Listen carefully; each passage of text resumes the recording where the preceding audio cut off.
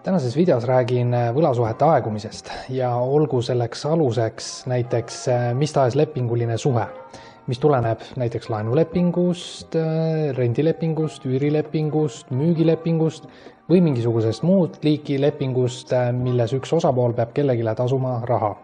Samuti räägin ka sellest, kuidas, kas ja millal aegub kohtuotsusest tulenev võlgnevus. Aga oluline on tähele panna, et siin videos räägitu ei laiene liiklustrahvidele, mingit muud liiki trahvidele või rahalistele karistustele, mis on kohtu poolt määratud, ja samuti ei laiene siin räägitu maksuvõlale.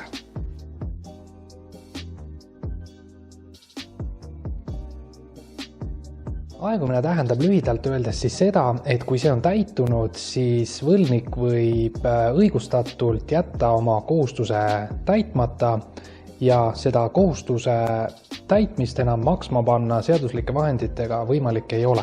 Vaata sellele, et kui võlasuhe on aegunud, ei võta see sissenõudelt ära õigust esitada nõudeid ja kas või pöörduda kohtusse. Ta võib kõike seda teha, aga ütleme siis vaidluse korral võlgnik peab ise sõnaselgelt tuginema aegumisele ja toomagi esile näiteks kohtumenetluses, et saab ta kätte siis hagi või maksekäsu ja esitama sellele vastuväite, et ta keeldub kohustuse täitmisest, kuna see on aegunud. Ja kohus on siis seal vahel see institutsioon, mis siis kaalub väidet, et kas see olukord on aegunud või ta ei ole ja annab teile hinnangu siis otsuse näol.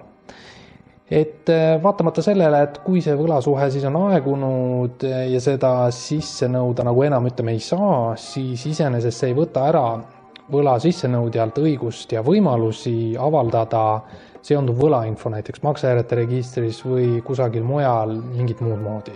Et võlg kui selline ei kao ära, et võlgnevus kaoks ära või loetakse võlasuhe lõppenuks sellega, et kui võlgnik tasub võla või võlausaldaja on ise teatanud, et ta loobub võla sissenõudmisest või siis näiteks mingi vastastikuse tasaarveldamisega, et võlgnikul tekib ise sissenõudja vastu võlanõue, et need on sellised peamised juhud ja definitsioon siis sellest, et kuidas üks võlasuhe lõpeks.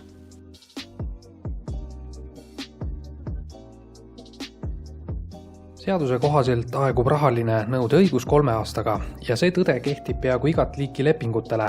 Kõige lihtsamalt näited siis üürilepingud, rendilepingud, müügilepingud, laenulepingud. Ainult see 3-aastane tähtaeg ei kehti ehituse puudusest tulenevatele nõuetele. 3 aastat hakatakse arvestama tähtajast, mil kohustus pidi olema täidetud, ehk lihtsalt öelduna maksetähtajast. Ja 3 aasta sees peale maksetähtaega peab olema rahaline kohustus täidetud. Kui see seda pole, siis 3 aasta möödudes ongi rahaline nõudeõigus aegunud.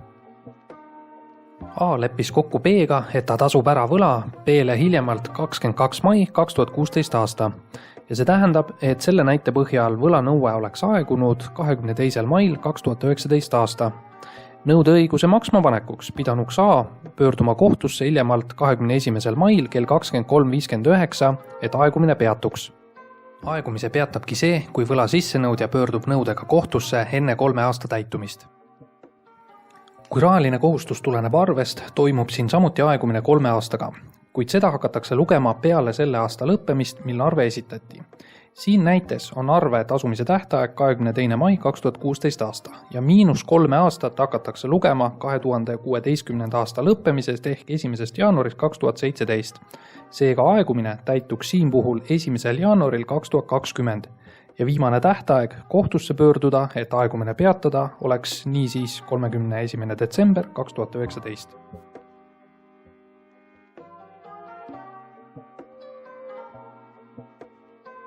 Aegumine saab katkeda ja alata uuesti järgmistel juhtudel.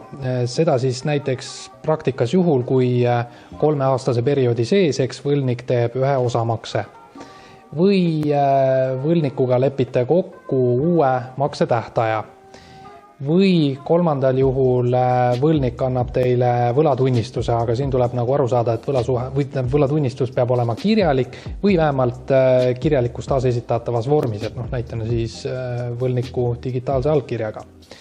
Ja kui võlasuhe on katkenud, siis piltlikult öeldes tekib selline olukord, et nagu ka stopperkella panete kinni ja panete uuesti käima, nii toimub ka võlasuhtes selle 3-aastase siis stopperi aja peatumine, nullimine ja uuesti jälle maha jooksmine. Et see on igakordselt vastavalt sellistele olukordadele, nagu ma just loetlesin.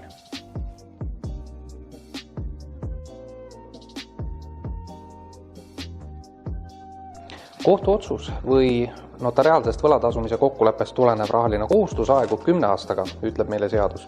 Aga siin on üks oluline asi nüüd tähele panna, et 2011 aasta Riigikohus tegi meile otsuse, millega otsustati siis seda, et kohtuotsustest tulenevad rahalised nõuded aeguvad 10 aasta jooksul alates 2011. aastast. Et otsused, mis on tehtud enne 2011 aastast, ka nende aegumise tähtaega 10 aastat hakatakse arvutama siis sellest samast 2011. aastast. Ehk et 2021 on nüüd siis see aasta, millal väga paljud kohtuotsused peaksid hakkama aeguma. Aga siin tuleb tähele panna nüüd selliseid asju, et ega kohtuotsus nüüd iseenesest nii-öelda nipsust ei aegu ära ja kogu lugu, ei ta nii ei käi.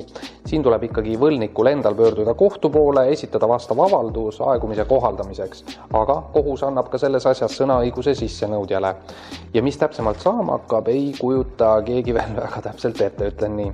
Aga siin on ka veel see et kui selle viimase 10 aasta sees, siis 2021 aasta miinus tagasi, on võlnik teinud osalisi makseid näiteks läbi kohtutäituri, siis tähendab, et nagu enne rääkisin, viimasest maksest alates läheb jälle uuesti see 10-aastane mahalugemise stopper käima. Et 2021 saab olema selles tähenduses kindlasti huvitav aasta, et minu hinnangul hakatakse looma õiguspraktikat.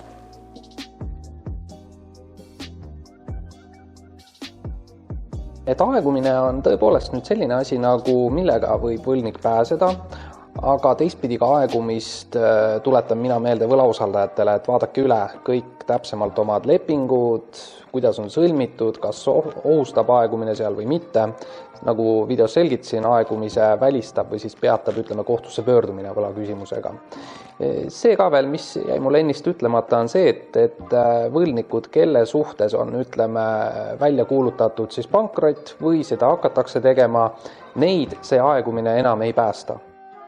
Et sellega tuleb nagu arvestada, aga ikkagi mina kutsuks üles seaduskuulekale käitumisele, et tuleks oma võlad tasuda või nendeks leida mingisugused mõistlikud kokkulepped. Ma tänan kuulamast, vaatamast ja kohtume järgmises videos.